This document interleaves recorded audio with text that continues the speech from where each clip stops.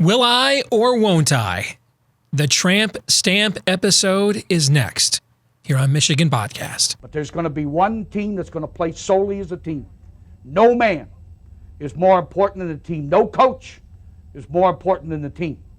The team, the team, the team. Looks deep for Anthony Clark. Waits for it. Hit. Caught. This is no time for that. In the pocket and a sack. Tim Jamison. Brady gets terrific. Throws it and a touchdown. Knight again. Schultz just before Brazil got him.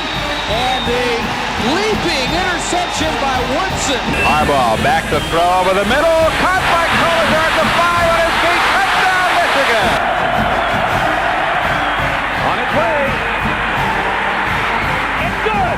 He's 5'7", 179 pounds, a junior at Michigan. But Jamie Morris packs a wallop, and he delivers for Bo Schembechler. And here's your first play. Pressure coming. Sack. It is Glenn Steele, number 81, who fought his way through the traffic. Option. And Robinson calls his own number, and he's going to score. Oh, an easy touchdown for Robinson and Michigan.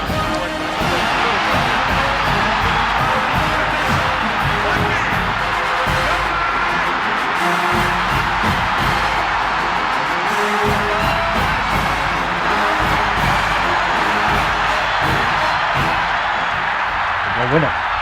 We're going to win the championship again because we're going to play as a team. And when we play as a team and the old season is over, you and I know it's going to be Michigan again. Michigan.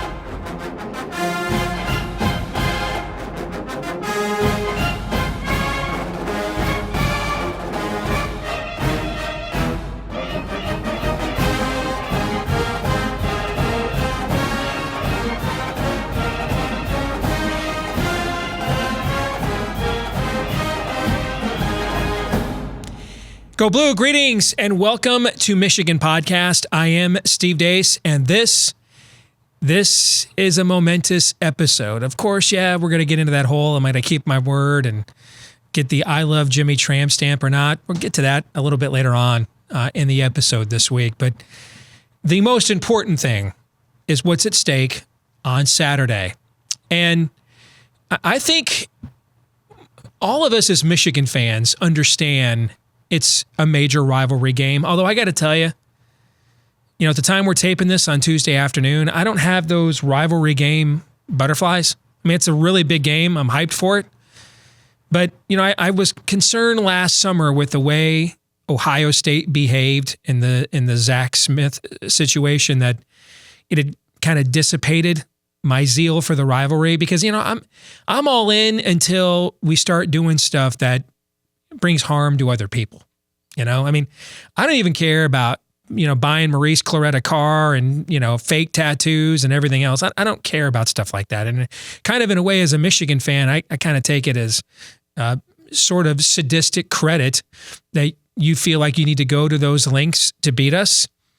But when we start talking about real world stuff, I don't care about boosters paying athletes that are risking their spinal cords playing football. I don't care about that, But when we start talking about academic fraud, the core mission of a university, or permitting fiends, creeps, and people who maybe ought to be behind bars to run roughshod in your program, that's where I'm kind of like, I love this, man. And I'm like all hyped up, but in the end, you guys know it's a football game, right? So maybe by the time the game gets here, it'll have those butterflies again of a rivalry game. But for me right now, it's about something else. There's a Big Ten championship on the line. There's an East Division championship on the line. These are things we've yet to win since the Big Ten went to this divisional format. We haven't won an outright Big Ten championship since 2003. Two of my children weren't born yet. Okay. I mean, and my oldest was just potty trained. We've been waiting for this for a long time. And I think this is beyond the rivalry now. And in many respects, it's bigger than winning even a Big Ten championship and getting to the playoff. This is about really a reset, putting the brand and the program back in the rightful place. Many of us who have adorned this Block M just about as long as we can remember used to take for granted. It has been a long, strange trip, Jerry Garcia. It has been a magical mystery tour, Paul McCartney. And it has been an uphill climb. Multiple coaching changes, staff changes, who's the quarterback, controversies. What the hell is an offensive line, let alone how come we can't have a good one for 10 years? These are the laments of our Michigan fandom after a decade where we averaged barely 7 wins a year. And that was with one of the greatest athletes ever to grace this program, Denard Robinson, playing quarterback. I mean, imagine what that decade would have been like without him, with that number 16 in uniform. And for my son, Noah, who loves his Wolverines, this game on Saturday isn't even a rivalry to him. He doesn't get the hype because he's 11. And he has no idea what it means when the scarlet and gray meet the maize and blue for all the marbles and that school up north and, Dr. Strange Hayes and all the stuff that we all, if you're my age or thereabouts or older, that this was our natural habitat our entire lives. It's been gone for a long time. And to me, getting that back is what's at stake on Saturday. Getting back what it means to be Michigan, what it means to be the victors valiant, what it means to be the leaders and the best. I mean, I know historically this is a rivalry, but when they've kicked your shins 13 out of 14 years, honestly, this year's recruits that are going to sign in December have lived long enough to see Purdue beat Michigan in football more often than Michigan's beaten Ohio State guys. My kid thinks Indiana is a nervous game because that's been like the cliff-hanging game every year since he started becoming a Michigan fan at age 8.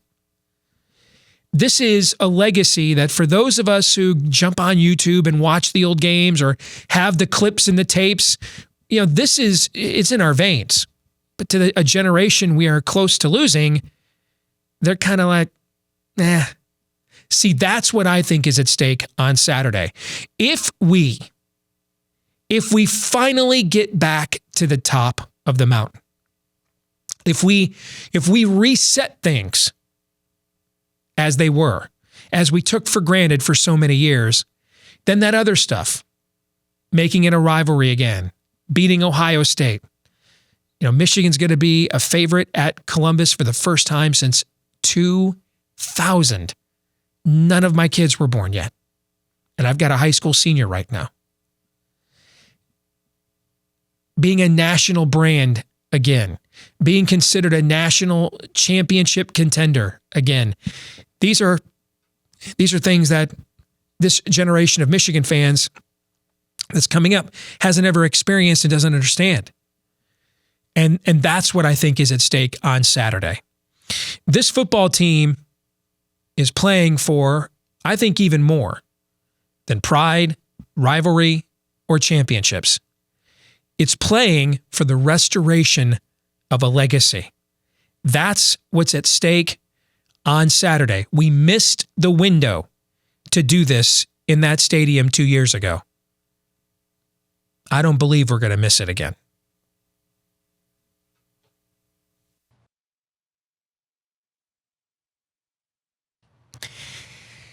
Wanted to take a couple of seconds here on Michigan Podcast and say thank you. We are approaching 100 supporters on our Patreon page that has seen some good, steady growth this football season.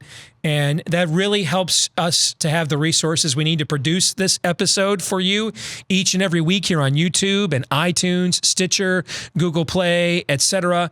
And so many of you that are watching us right now are kind to put in the $5 a month that we ask you for if you like what we do here. And we just wanted to take a moment and say thank you and remind you that if you're not yet a Patreon supporter of Michigan Podcast, here's just a look as Aaron scrolls up and down the page. These are all content items that we give exclusively to our supporters. And we do this, that's the stuff we do during the year. By the way, my college football picks this year against the spread are well over 20 games over 500 against the number this year.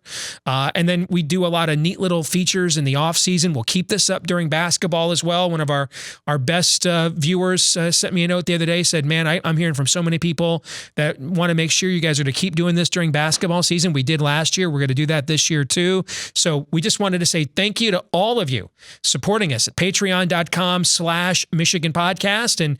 And if you wish to support us as well, we want to say thank you in advance, and go Blue.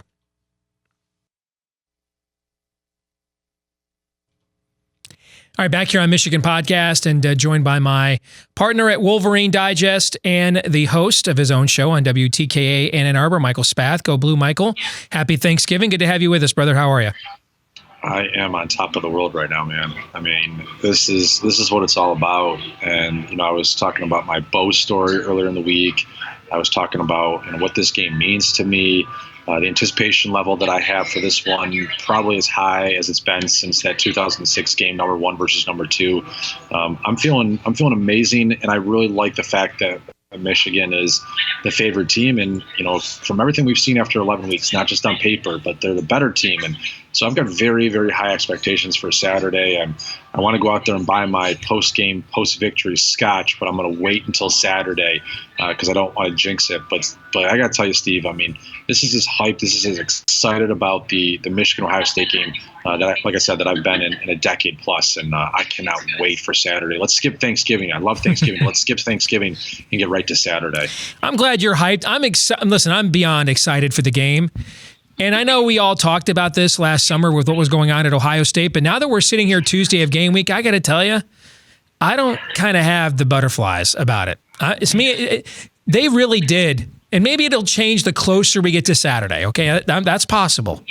But I'm sitting here on Tuesday afternoon, and they really did a number on my zeal for this. I mean, with the way that went down, the clown show, the just allowing people in your program that just harm other people, and then the extent they went to lie and cover it up, that I kind of feel like, guys, I want to beat you really bad, but it's just a football game, right? In the end, at least go back to buying guys cars and tattoos. This is over and above what is required of any rivalry here, and so it's kind of hindered my joy. Steve, the only thing I'd say about that, Steve, is that the program, the rivalry is bigger than one coach, one coaching staff, True. One moment in time. I Yeah. mean, this is not a good moment for Ohio State. This is not a good moment for Urban Meyer. But the game is not built on a 2-year increment. It's built on Woody Hayes. It's built on John Cooper. It's built on Jim Tressel. It's built on Earl Bruce. It's built on Lloyd Carr and Bo Schembechler and Field and H.O. I mean, it's built on all those things. So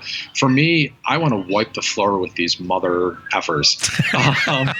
I'm sorry. I know we're on a podcast and I can say whatever I want, but I don't know if I should just drop the MFer right there. But yeah, I want to kick their ass. Like this is not about Urban Meyer. This is not about Zach Smith. This is about Ohio State. This is about Michigan and Ohio State. This is about the game. This is about a Big Ten East Championship, a chance for a Big Ten title, a chance for a college football playoff. All the things that are on the line for Michigan, regardless of who the opponent is. But the fact that it's Ohio State and that we have 15 years of angst and we've got 6 years going back to that 2000, last time Michigan beat them 2011. No, there's nothing that Ohio State, there's nothing that Urban Meyer could have done in the offseason to take away from how badly I want to beat the hell out of these people. I talked in the open along the lines of what you were just saying. I think much more is at stake on Saturday than a rivalry or even a Big Ten championship or division title. And you're a few years younger than me, but we're roughly in the same Gen X generation. There's an expectation level, a disappointment that goes along with losing games like this, an exuberance that goes along with winning games like this, that the generation behind us and the generation like my son who's 11 just don't understand. Like to my son, Indiana's a more thrilling game because they always play us close. He doesn't get the hype of Ohio State because he never sees us win, so he doesn't understand. I think something else is at stake here, and that is the restoration of a legacy that maybe we got spoiled and took for granted all of our lives, but it's been lost for the last 15 years on this magical mystery tour, long, strange trip, uphill climb, wilderness, mountain circling, whatever you want to call it. But I think the sort of a cosmic reset is really ultimately what is at stake on Saturday. If they win this game, I think we go back 10 years from now, like a 69 victory against Ohio State for our generation, and say that's when we put things back the way that they were. If we lose this game, then I think we kind of wonder, where are we truly at? And it's been a great season, but that's the point of the legacy here, that the younger generations don't understand why you just exhibited, why you feel the way about this that you do, because they haven't seen it be worthy of that level of emotion. Well, Steve, look, I was born in 1980, and for the 80s, it went back and forth. Michigan, I believe, had the edge in the 80s, and then certainly in the 90s, they dominated this rivalry. And then I look at Michigan State for most of my life until I was 26, 27. Michigan absolutely throttled Michigan State for the most part, and fingers crossed here. If I can say a little prayer, I hope that 2019 brings a little Spath into the world. That's what we're working on. And I want my son or daughter to wake up to a world the day that he or she is born and realize that Michigan is on a level playing field with Ohio State, and to know that Michigan is the program in the state of Michigan, and that little brother is the little brother. And I want my offspring to what you just said. Your boy doesn't know that Michigan was once a great football team, and that used to beat Ohio State. And the fact that Indiana, those games with Indiana mean more to him than those games with Ohio State. That's incredibly sad. But that's where this rivalry has been, because Michigan hasn't taken care of its side of the business here. And so, I look at this and you're right. This is a moment to reset the cosmos, to start a new chapter in the Michigan-Ohio State rivalry. And what's to say the next 10 years, the formative years of your son's life, when he's going through his teenage years and then getting ready for college, that he goes off to college and all he knows is Michigan, beating Ohio State on a regular basis, and Michigan, regularly on top of Michigan State.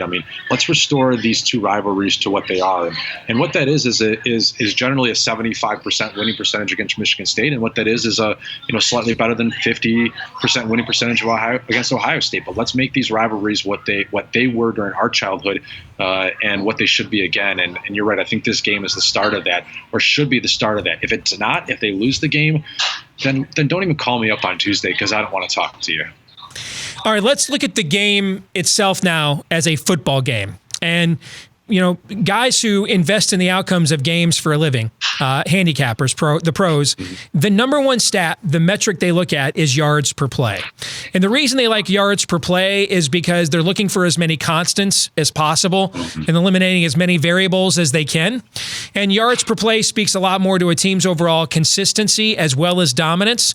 And what I have done this year is I've actually kind of taken it a step further, because you can look at a yards per play of a team on offense like Oklahoma and think they're great, but they're terrible on defense.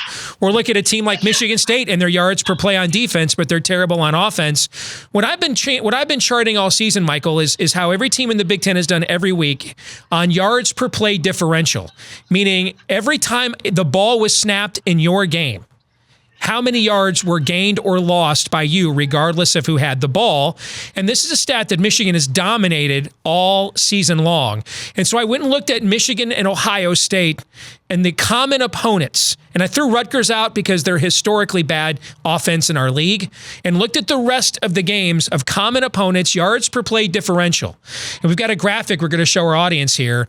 Here's how Michigan performed against Penn State compared to Ohio State. There you see Ohio State was minus 1.4. That means every time the ball was snapped, no matter who had the ball, Penn State gained on average 1.5 yards. On the other hand, Michigan gained nearly 2 yards. You look at the Indiana game, Michigan was plus 1.4. They should have won that game by more than 11 points, looking at that stat, but their red zone offense was atrocious in that game with 7 trips without a touchdown. Ohio State was just under plus 1 yard. So even though the score of that game, Ohio State beat Indiana by more points than we did, this key metric showed they didn't really dominate that game all that much. Look at Nebraska. That was one of Michigan's most dominant performances in this stat of the season, plus 4.3. Ohio State was in the plus as well, but not by nearly as dominant of a margin. Look at the Michigan State game 2 weeks ago. So Ohio State, won again by more points than we did. They beat them by 20. We beat them by 14. But because of some turnovers and other things, they were barely in the black there in yards per play. We dominated Michigan State plus 3.47. That's another game we should have won by more points looking at that stat than we did.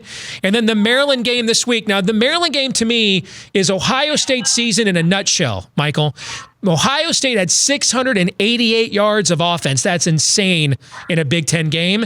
And yet they were underwater in yards per play for the game because they gave up so many big plays to Maryland, and that's what kept Maryland in the game. So when you look at this stat, what do you think it says about the game on Saturday?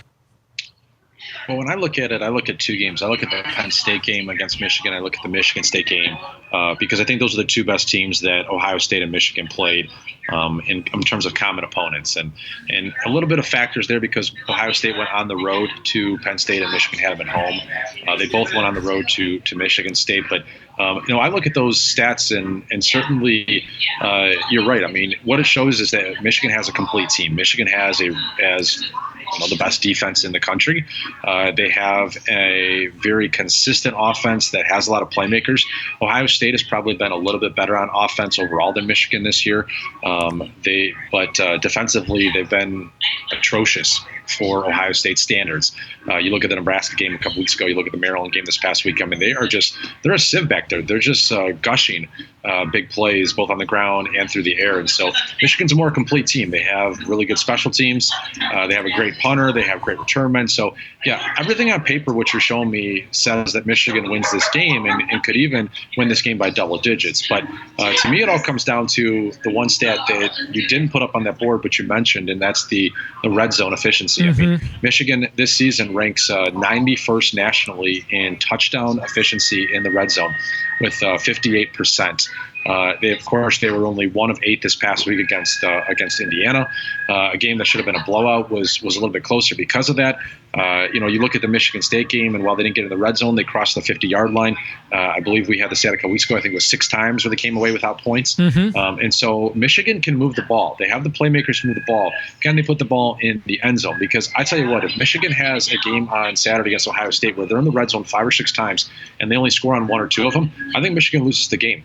I think it really comes down to how effective they are in the red zone. And I don't believe this hogwash that Michigan was holding back because they didn't want to show Ohio State their best stuff. Steve, Ohio State has 10 weeks and up into that point, and now 11 weeks of film to watch of Michigan. You don't think that they've watched more than just one game to determine what Michigan likes to do in the red zone? Right. I mean, let's face it, when they played Wisconsin, when they played Michigan State, when they played Penn State, they were pulling out their best stuff. They weren't just like, hey, we can beat these teams by 30 points, so we'll sandbag it and just go with the easy stuff in the red zone. No, they were showing their best stuff. So that narrative from fans that somehow Michigan did not want to show Ohio State their skill set by using Nico Collins and Donovan Peoples-Jones and Zach Gentry in the red zone.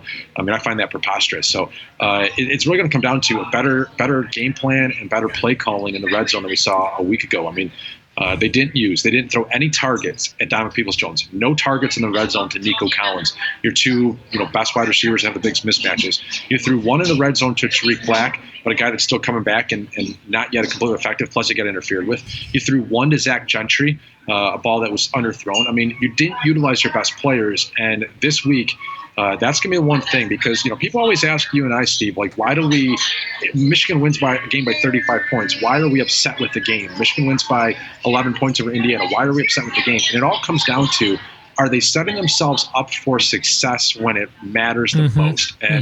And that's why when I look at this game, I mean, the red zones, people are like, well, they played really well in the red zone other times of the year, so they'll just flip a switch. Well, it's not as easy as just flipping a switch. If it was, then every team would do it, every single week.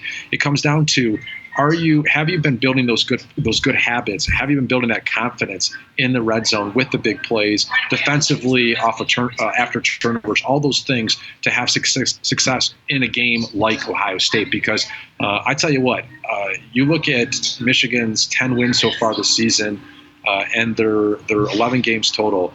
And I would say this: Michigan's game against Indiana doesn't beat Ohio State. Michigan's game against Rutgers doesn't beat Ohio State. Michigan's game against Penn State, Michigan's game against Wisconsin, those are the ones that beat Ohio State. Maybe the Nebraska game, although the level of competition was different. But yeah, I mean, it's going to take Michigan's the best ever we've seen, and I think the best ever we've seen is either Penn State or Wisconsin this year. That performance has to take place on Saturday for the Wolverines to beat the Buckeyes, because there's a lot of pride here, and Ohio State is going to play some good football, especially on the offensive side of the ball. Well, we talk about the red zone stuff, and just to put those numbers in perspective for those of you that are watching us on YouTube or listening on Google Play, Spotify, iTunes. So Michigan had 7 red zone trips that didn't end in the end zone against Indiana. One was what happened, the calamity at the end of the half, and then the other 6 were the field goals. So you look at those 7 trips. Let's say Michigan gets touchdowns on 3 of those 7. That's below 50%. That's terrible. That is terrible. Terrible. Okay. But if they get 3 touchdowns on those possessions instead of field goals, that's 12 more points, and they win the game 43-20. And if you're coming off of beating Indiana by 11 and you're a 4-point favorite at Ohio State, if you beat them by 20, you're probably a touchdown or so favorite. Let's say they get slightly above 50%. Typically you want to be at about 70% touchdown conversion ratio in the red zone. Okay, that's considered good. Let's say they get slightly above 50% and they convert 4 out of those 7. That's 16 more points now. All right, those 4 field goals go off the board and become touchdowns. That's 16 more points, and now you're winning that game 47-20. That's near the point spread. And think of how different that fourth quarter viewing experience is. Think of how different you feel about going into that game right now. That's what Michael Spath means by leaving points on the field. And what I find fascinating about this game on Saturday is through the course of 10, because their media and their fans are having the same conversation to a larger extent. Is this the week we're going to finally wake up and be that team? Now, we've been far more consistent, but this has been a season-long weakness, converting touchdowns in the red zone. So we can be better than we were, and I would imagine we'll be better than we were against Indiana, but we're not suddenly going to be 7 for 7 one week after going 0 for 7 and being 91st in the country. But their defense doesn't have that problem. Why? Because the biggest weakness Ohio State has had all year is big plays they give up on the defensive side of the ball. And it doesn't matter if it's Oregon State in week 1. It doesn't matter if it's TCU. It doesn't matter if it's Minnesota. I mean, they do this no matter the style of offense. Every week, they give up a ton of big plays. Well, what I find fascinating about this is the systemic weakness that has shown itself for both of these teams all year long doesn't really play to the strength of the other team. We don't get a lot of big plays on offense, really. And we're more of a ball control kind of an offense. And then on the other hand, they don't have to play a lot of red zone defense because they give up so many big play touchdowns. So that's what I think is a fascinating X's and O's in this game, is the one systemic weakness each team has shown through 11 games doesn't really play to the strength of the other team on Saturday, Michael. Yeah, no, you're dead on. And maybe we'll see, since Ohio State does give up a lot of those big plays, and we saw Anthony McFarland, what do you have, 289 yards on like 8 carries against Ohio State on Saturday? I know that they had, 270-plus yard runs against Ohio State. So maybe we'll see Cron Higdon, who has not had a really big gainer since September. Maybe we'll see him go off and have a pair of 40 or 50-yard touchdown runs. And then you'll make this point about the red zones null and void, because you won't need to get into the red zone. You'll just score. I mean, we saw Nick Eubanks score on a 41-yard touchdown against Indiana this past week. We have seen Donovan Peoples-Jones score on some deep ones, but we haven't seen that consistently. We haven't seen, Nico Collins, I think, has 6 plays of 40 yards or more this year, and not a single one of them is a touchdown. And so, to me, that's just one of those things where Michigan doesn't exploit the big play when there's an opportunity to do so. And so I really think when you look at it, you're right. It's going to come down to the red zone, and it's going to come down to whether or not Michigan is efficient in the red zone. And give me 50% on Saturday as opposed to what is 1 out of 8, 12.5%. And I think Michigan wins the game on Saturday, and I think they win convincingly. But I think there's a lot of people, I hope not, but there's a lot of people, it seems like, that are just kind of like moving on already to the Big Ten championship and thinking Michigan goes out there and spanks Ohio State. I don't see that happening at all. I'd love to see it happen. I know that Mel Pearson, Michigan's hockey coach, was on our show on Tuesday and predicted a 27-7 win. If that happens, Steve, I think you and I will be smoking cigars and drinking scotch, and I'll be looking at your Tramp stamp on the on the next podcast. But I don't expect that to happen. I expect this to be closer to something like, Michigan 24 and Ohio State 17 or something like that, where we're waiting to the last 5 minutes before we can feel good about this one. Dude, if we blow them out, I'm going to be like Motley Crue and Ozzy Osbourne on the Perestroika tour to the Soviet Union in '88. Where they had done so much Jack Daniels, they were just mainlining it in their veins. I'm going to be doing one of these numbers. Okay, I won't even be able to handle myself if they were to win this thing in blowout fashion like that. If they blow out this do a blowout, I'll leave Zach at home next week. I'll just tell Zach to stay home. And I'll just no realism this week. Yes, no realism. Yes. Yeah, exactly. And I'll just line up every former Michigan player that we've ever had on the show, and I'll just call them one after another from Monday through probably Thursday before we'd have to prepare for a Big Ten championship. And I'll just give each guy like 10 minutes to say whatever the hell they want to say.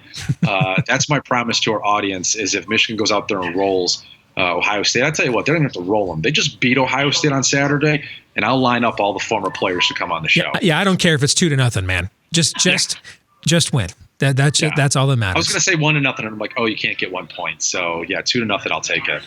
Michael, actually, go ahead. I don't want it to be 2-0 because I can't. If it's 2-0, the stress of that game will just eat me alive. I'll be like 6 glasses of scotch into the end of the game if that happens. Michael Spath from Wolverine Digest and WTKA in Ann Arbor. Good to see you, brother. Go Blue. Have a great Thanksgiving. All right, we'll see you next week. All right, you too. Let's Go Blue. We'll be back. If you want to keep up with what we think about the Wolverines all week long, aside from when we're doing this for Michigan Podcast, check us out at WolverineDigest.com or Wolverine Maven, part of the Maven Network, WolverineDigest.com. Myself and Michael Spath from WTKA in Ann Arbor, we keep you up to date with our commentary all week long. And one of the really cool things I love about how this site works is that the sidebar there where we can give you, almost like a Mike Florio does at Pro Football Talk, where you can give you little mini updates via Twitter and other interactions, things that you probably want to know, be aware of, but don't require 500 to 700 word columns. I love that part of our website. It's a really easy, functional website to follow, WolverineDigest.com. This week's Twitter poll results, and we got more reaction, more votes in this than any poll we have done since we started this show. I asked you, will I follow through on that Harbaugh tramp stamp I vowed I'd get if Michigan won 10 regular season games this season? Now, here's the background of this. All right. So, drunk tweeting is no way to go through life, son. And I wasn't even drunk. Well, not on alcohol. I was drunk on self-loathing, bitterness, and disappointment. Right. On the other hand, I have a wonderful singing voice. Anyway, it's late at night, at least for me, because I'm old now. Get off my lawn. It was late at night. We lost to Notre Dame. I felt like, I waited after the Outback Bowl debacle for 9 months, and all I got was this lousy L. And I'm mad and I'm bitter. And some of you thought I may have been overreacting, which I don't believe is true, of course. Anyway, some of you may have been right, maybe, that I was overreacting and urged me to, step back from the drain, stop circling and relax, because this team could come back. It's really talented. It could still have a 10-win season, have a great year. And I replied again, full of anger, sadness, melancholy, and the infinite sadness, actually. I replied, if this team wins 10 games in the regular season, I will get an I Love Jimmy tramp stamp. And some of you smart Alex remembered that, and over the last few weeks have been besieging my inbox with memories of said tweet, which I've tried to forget, and urging and wondering Will I live up to my word? And that brings me to our question of the week, which is a direct follow-up to the poll. Paul Zabowski, Paul Zabowski wants to know, what if we start a GoFundMe account to pay for your tramp stamp? Well, I appreciate it, but I think there's far worthier causes than stamping my tramp. All right, I think we can do more, this Christmas season. I think there's more people in need than, the area in the small of my back above my butt crack. I think there are worthier causes than vandalizing that area. So by golly, I'm a man of my word, and I'll just get her done by myself. I made the vow. I kept my word. There it is.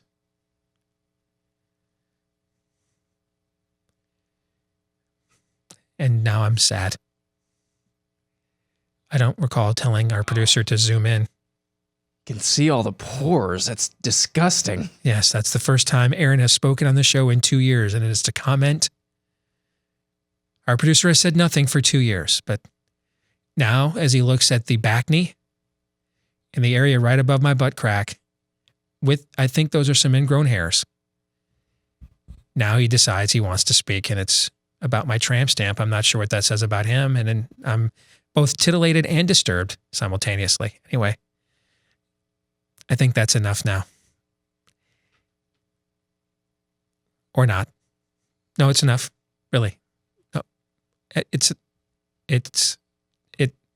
That's enough. Really. That's enough. Okay. Done. Now it's enough. Thank you. All right. I want to thank our partners at Detroit Sports Podcast for helping to get the word out about this podcast every day. Thanks to all of you who make doing this worthwhile. Check us out online. Keep up to date on what's going on with your beloved Michigan Wolverines at WolverineDigest.com. Also with our commentary by following us on Twitter at Michigan Podcast. Have a great Thanksgiving. Enjoy the holiday. There'll be plenty of time for kvetching about Saturday after the holiday. Enjoy the family. Give thanks. Then let's go blue, and let's hope we come back here on Tuesday with an East Division championship to be thankful for. Until then, go blue. Happy Thanksgiving. We'll see you next week.